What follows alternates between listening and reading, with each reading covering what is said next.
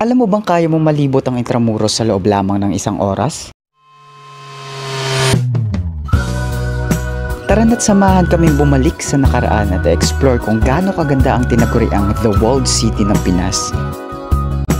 Mag-food trip at libutin ang Intramuros gamit ang bisikletang gawa sa kawayan. Teka, meron nun? Oo, meron nun. Bambike Eco Tours. Sa halagang 100 peso per hour, pwede mo na malibot ang mga historic places sa loob. Meron silang mga tour packages pero hindi na namin yun in-avail. Bukod sa medyo may kamahalan, para na rin kami na ang bahala kung saang spot kami pupunta. Yo, so makikita nyo, dito ako ngayon sa Intramuros. At nakasakay ako sa Bambike. Kasama ko ngayon si fresh from Belgium, Sir Dalvish. And show.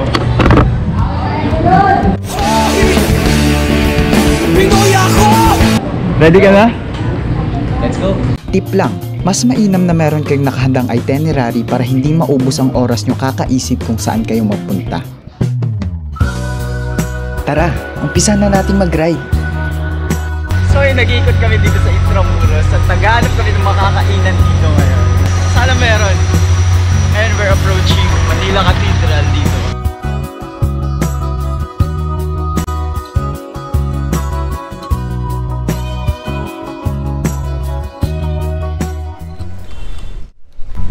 Isang mainit na hapon mula dito sa Maynila.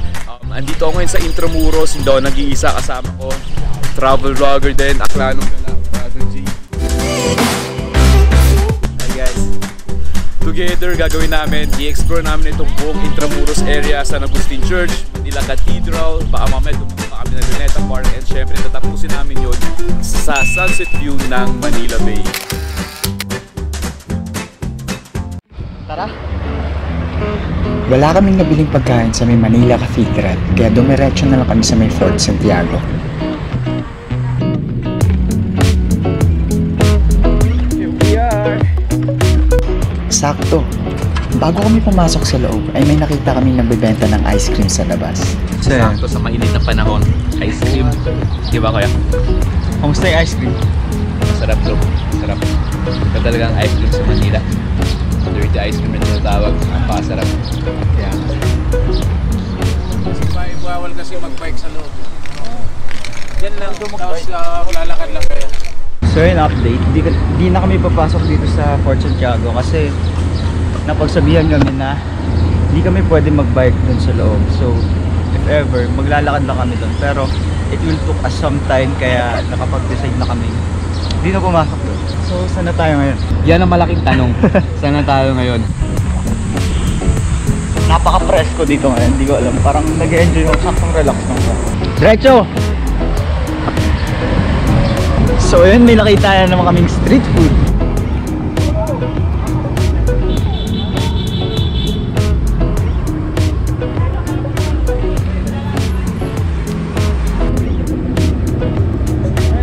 So ayun, tapos na kami dito sa pangalawang food stop namin, which is kumain kami ng calamares tsaka isaw. Nami-miss na yung mga street foods dito sa Philippines. Kamusta? Masarap, masarap. Ang dami kong mga street foods na na-miss. Kwek-kwek, calamares, yung mga halo-halo, lahat ng mga yun. Kaya nga habang on the way kami sa mga pinupunta namin na place dito sa Intramuros, dinadaanan namin yung mga street foods na pwede naming daanan. Siyempre, chibog time. 30 minutes na agad ang nakalipas kaya nag-decide na kaming ubusin ang remaining time sa tanyag na walls ng Intramuros. Guys, have your time to enjoy the classic and modern view of Manila.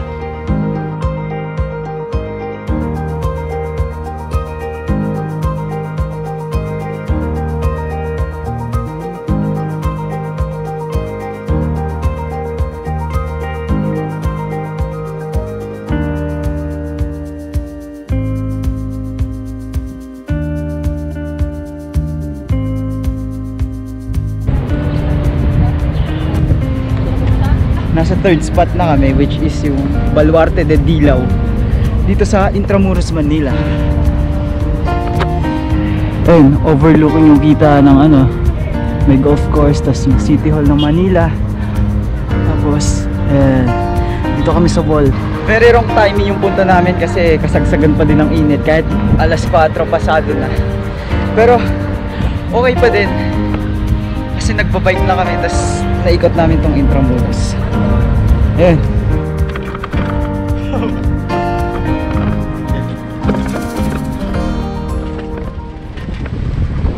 So overtime na kami masyado.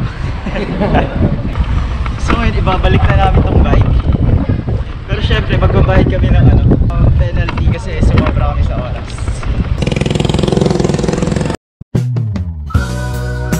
To conclude this trip, gaya nga ng sinabi ko kanina, mas mainam talaga na meron kayong nakahandang itinerary para hindi maubos ang oras nyo kakaisip kung saan kayo pupunta.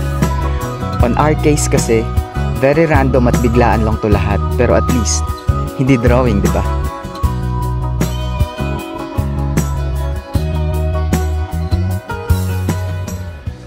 So hanggang dito na lang to.